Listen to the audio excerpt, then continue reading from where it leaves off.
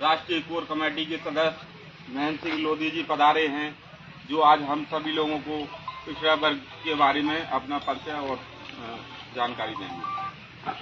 साथियों, मैं महेंद्र सिंह लोधी, ओबीसी महासभा राष्ट्रीय कोर कमेटी सदस्य, और हमारे जिलाध्यक्ष गजेंद्र जी हैं, कार्यकारी अध्यक्ष हमारे रॉकी लोधी जी हैं, जो कि ओबीसी महासभा का कार्यभार दतिया का संभाल रहे थे। लगातार क्योंकि जो यहाँ पे प्रताड़नाएं हुई हैं, हम लगातार देखते रहे हैं और कई बार तो इनको जेल भी भेजा गया है हमारे साथियों को। तो मैं क्योंकि यहाँ से गुजर रहा था, तो मुझे यहाँ से जाना था, तो मैंने कहा रॉकी भाई एक संदेश देके जाना है मुझे आपके यहाँ पे। तो इन्होंने कहा ठीक है भाई साहब, आप यहाँ से आइए, तो हम आपका स्वागत करते हैं। साथियों, चुनाव का समय है और वो सारे बदले आप ले सकते हैं जो आपको 5 साल जेल में पड़े, चाहे आपके ऊपर फर्जी केस किए गए हों, चाहे आप ओबीसी आरक्षण के लिए आंदोलन किया तब आपके ऊपर केस किए गए हों, चाहे ओबीसी के आंदोलन करने के लिए जब आपने परमिशन मांगी या सड़कों पे उतरे तो आपको परेशान किया गया।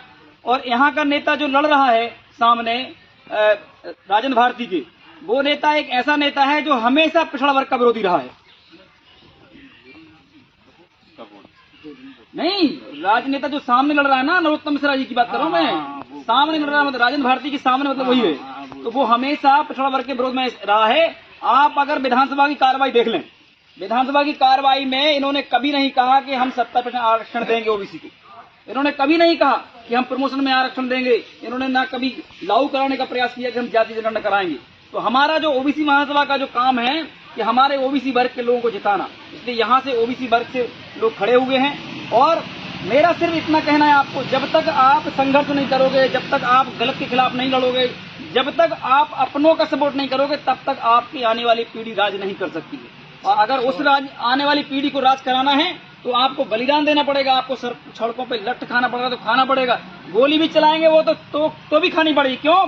क्योंकि आप ऐसे कीड़ों मकोड़ों की तरफ तो कई समाजों की पीढ़ियां, 50 पीढ़ियां खत्म हो गई, कोई वजूद ही नहीं है।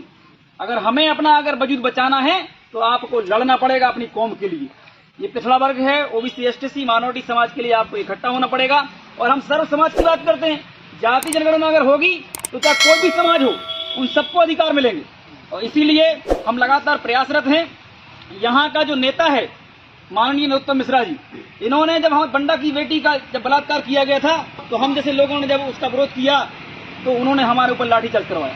भोपाल में हमने कई आंदोलन किए, हमारे ऊपर उन्होंने आंदोलन में लाठियां बरसाई, लोगों को अरेस्ट किया गया, तमाम प्रकार की प्रताड़नाएं दी। जबलपुर में हमने आंदोलन किया शिक्षकों के लिए ओबीसी के, तब भी इन्होंने लाठीचार्ज करवाया और कम से कम 100-200 लोगों को जख्मी कर दिया।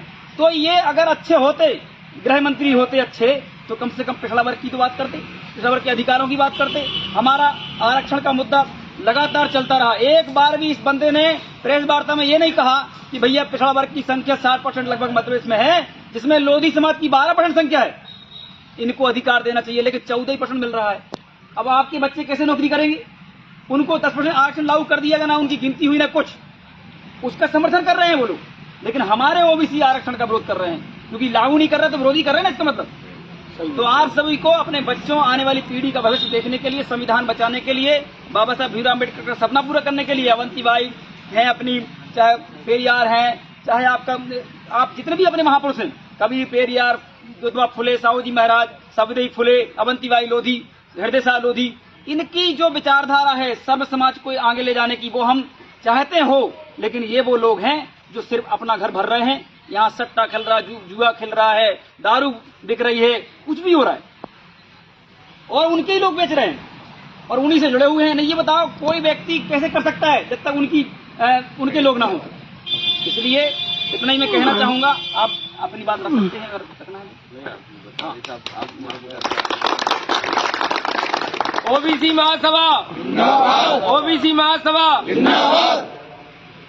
महेंद्र भैया, महेंद्र भैया, आप ऐसे सामंतशाहियों को मिटा दो, वही इतने काफी है।